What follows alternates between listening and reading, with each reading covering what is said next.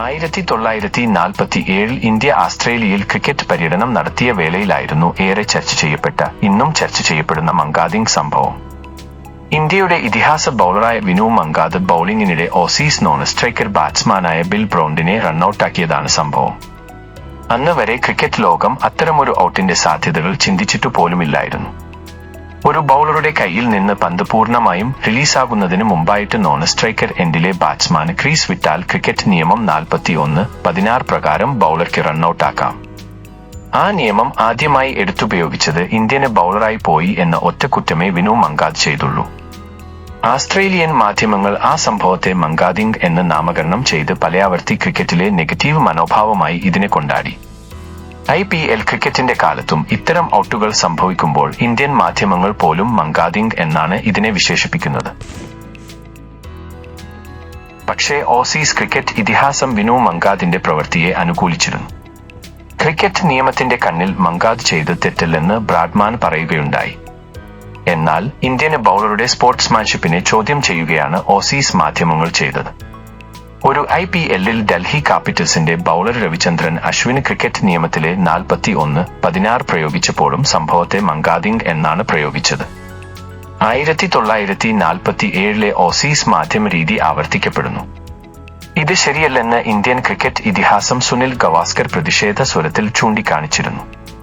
എന്നാൽ ഒരു IPL മത്സരത്തിൽ രവിചന്ദ്രൻ അശ്വിന് 41-16 പ്രയോഗിക്കാതെ RCB ബാറ്റ്സ്മാൻ ആരോൺ ഫിഞ്ചിന് താക്കീത് നൽകിയതിനെ ഗവാസ്കർ പ്രശംസിച്ചിരുന്നു.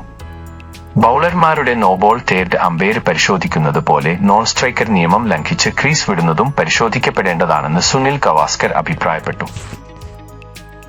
കൂടാതെ റിക്കി പോണ്ടിംഗ് നേരത്തെ തന്നെ ഇത്തരമൊരു മാറ്റം ക്രിക്കറ്റിൽ കൊണ്ടുവരണമെന്ന് ആവശ്യപ്പെട്ടിരുന്നു. 2012 ആസ്ട്രേലിയയിൽ നടന്ന കോമൺവെൽത്ത് ബാങ്ക് സീരീസിൽ രവിചന്ദ്രൻ അശ്വിന് ശ്രീലങ്കയുടെ നോൺ സ്ട്രൈക്കർ ലാഹിരു തിരുമന്നയെ ക്രീസ് വിട്ടതിന് റണ്ണൌട്ടാക്കിയിരുന്നു. അന്ന് താക്കീത് ചെയ്തതിനു ശേഷം തിരുമന്നെ തെറ്റ് ആവർത്തിച്ചതാണ് അശ്വിനെ ഔട്ടാക്കാൻ പ്രേരിപ്പിച്ചത്. എന്നാൽ ക്യാപ്റ്റൻ സെവാഗ് അപ്പീൽ പിൻവലിച്ചു. ആ പന്ത് ഡെഡ് ബോളായി കണക്കാക്കി പ്രശ്നം പരിഹരിച്ചു. പക്ഷേ ഓസീസ് മാധ്യമങ്ങൾ അശ്വിനെ മങ്കാദിനോട് ഉപമിച്ച് മങ്കാദിംഗ് കഥകളിലേക്ക് വീണ്ടും പോയി. 1987 ലോകകപ്പിൽ പാകിസ്ഥാന്റെ സലീം ജാഫറിനെ ഇതുപോലെ ഔട്ടാക്കാൻ വിൻഡീസ് ബൌളർ കോഡ്നി വാൽഷിന് അവസരമുണ്ടായി. പക്ഷേ സലീമിനെ ക്രീസിലേക്ക് തിരിച്ചുവിളിച്ച് വാൽഷ് ചെയ്തത് ലോകം സ്പോർട്സ്മാൻ സ്പിരിറ്റിന്റെ സുവർണാധ്യായമായി അടയാളപ്പെടുത്തി.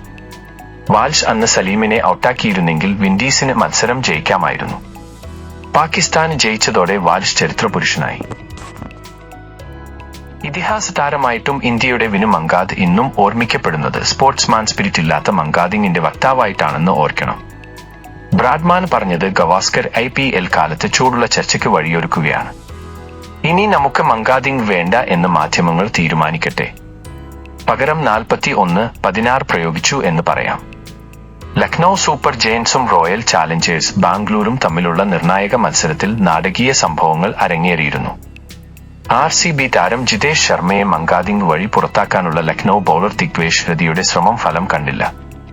ദിഗ്വേഷ് പന്തെറിയുന്നതിന് തൊട്ടുമുൻപ് നോൺ സ്ട്രൈക്ക് എൻഡിൽ നിന്ന് ജിതേഷ് ക്രീസ് വിട്ടിറങ്ങിയതിനെ തുടർന്ന് ദിഗ്വേഷ് താരത്തെ റണ്ണൌട്ടാക്കി അപ്പീൽ ചെയ്തു. TV റിപ്ലേയിൽ ജിതേഷ് ഔട്ടാണെന്ന് വ്യക്തമായെങ്കിലും അമ്പയർ ഔട്ട് വിളിക്കുന്നതിന് മുൻപ് ലക്നൌ ക്യാപ്റ്റൻ ഋഷഭ് പന്ത് തനിക്കും തന്റെ ടീമിനും ഈ വിക്കറ്റ് വേണ്ടെന്ന് അറിയിച്ചു. ഋഷഭ് പന്തിന്റെ ഈ സ്പോർട്സ്മാൻ സ്പിരിറ്റ് നിറഞ്ഞ പ്രവൃത്തിക്ക് സ്റ്റേഡിയം സാക്ഷ്യം വഹിച്ചു. തുടർന്ന് അമ്പയർ നോട്ട് ഔട്ട് വിധിച്ചു. ഇതിനോടകം തന്നെ ഈ IPLൽ മോശം പെരുമാറ്റത്തിന് പലതവണ പിഴ വാങ്ങിയ ദിഗ്വേഷിന് ഇത് മറ്റൊരു വിവാദ നിമിഷമായി മാറി. ഈ ഓവറിൽ നേരത്തെ ജിതേഷ് ദിഗ്വേഷിന്റെ പന്തിൽ ഔട്ടായപ്പോൾ ദിഗ്വേഷ് തന്റെ കുപ്രസിദ്ധമായ നോട്ട്ബുക്ക് സെലിബ്രേഷൻ നടത്തിയിരുന്നു. എന്നാൽ അത് നോബോൾ ആണെന്ന് വിധിച്ചതോടെ തൊട്ടടുത്ത ഫ്രീ ഹിറ്റിൽ ജിതേഷ് ദിഗ്വേഷിനെ സിക്സർ പറത്തി ഇതിന് മറുപടി നൽകി.